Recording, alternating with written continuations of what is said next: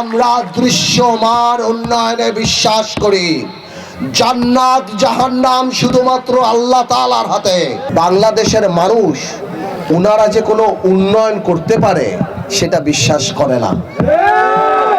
বাংলাদেশের মানুষের কাছে ওনারা যে বলবে কোনো স্কুল কলেজ ইউনিভার্সিটি আমরা বানাবো, এটা বাংলাদেশের মানুষ বিশ্বাস করে না।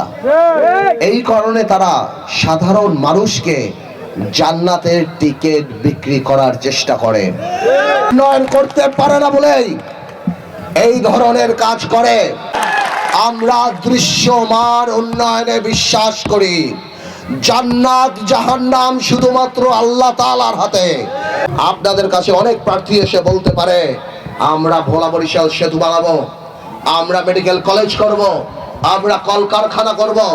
কিন্তু আমি আপনাদেরকে জিজ্ঞেস করতে চাই, বুকে হাত দিয়ে একবার নিজেকে জিজ্ঞেস করেন, আপনারা কি তাদের কথা বিশ্বাস করেন? আপনারা কি মনে করেন তাদের সেই যোগ্যতা আছে যে তারা ভোলাতে এই পরিমাণ উন্নয়নমূলক কাজ করবে?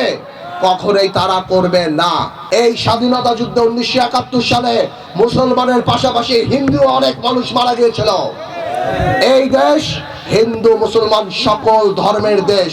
এটা এমন দেশ বাংলাদেশ যেখানে মানুষ হিন্দু মুসলমান সবাই একসাথে একই ছাদের নিচে একই আকাশের নিচে নির্ভয় থাকতে পারে। কালার এক্সপার্ট এবং মাইল্ড অন হ্যান্ডস টেকনোলজি সমৃদ্ধ অরিক্স অ্যাডভান্স ডিটারজেন্ট পাউডার আপনার লন্ড্রি এক্সপার্ট।